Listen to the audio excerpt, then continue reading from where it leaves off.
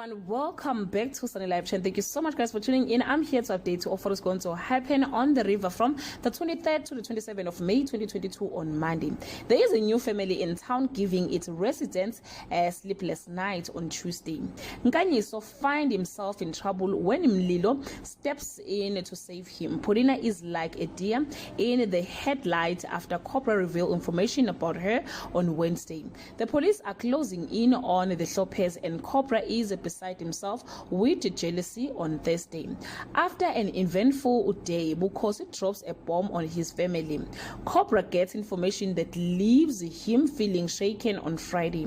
Lindiwe and the Lope family are thrown into each other's world while Paulina's secret lights a fire under Cobra. Guys, this is all I have for today. You can leave your comment below and share your opinion. Bye.